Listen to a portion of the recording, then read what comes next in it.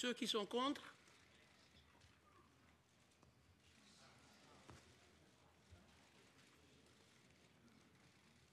Abstention?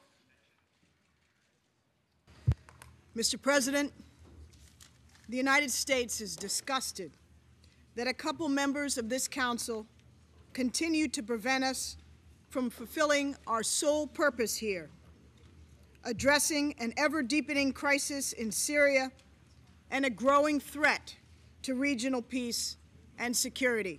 I was expressing what I think is the shared frustration of the Syrian people, the American people, and the publics of countries all over the world represented on that council, that Russia and China, by their veto, made it impossible for the council to support an Arab League plan for a peaceful democratic transition.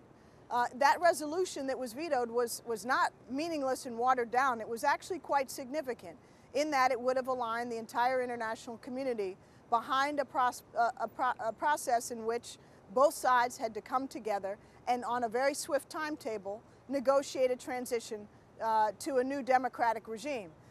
The fact that Russia and China chose to align themselves with a dictator who's on his last legs, rather than the people of Syria, rather than the people of the Middle East, and rather than the principled views of the rest of the international community, was indeed disgusting and shameful.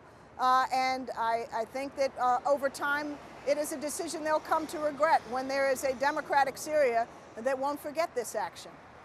The Council had been held hostage, was paralyzed by Russia and China over the last 10, 11 months, and it was again on Saturday. Over the course of that 10 or 11 months, the situation didn't get more peaceful. Inaction, in contrast to what Foreign Minister Lavrov said, did not take us any further from civil war, it took us closer. And now, by preventing what may have been the last opportunity for a peaceful political dialogue under Arab League auspices to lead to a democratic transition, is reprehensible and does increase, very tragically, the likelihood that the violence will escalate. I didn't suggest it, I pretty much said it, and they admit it. It's no secret. Now, they say there isn't an international embargo on arms preventing them from doing that. That is a fact, but that doesn't change the immorality of supplying a dictatorial regime that is killing its people in massive numbers every day. And we are deeply concerned about that, and whatever else may have been motivating the Russian and Chinese decision to align themselves repeatedly with Assad and his brutal tactics. Because the Syrian authorities refused our repeated requests to take the necessary measures to ensure the security of our people and our facilities, does not mean that we have abandoned the Syrian people, and doesn't mean that we will be blind. But it wasn't our preference. We would have preferred to stay.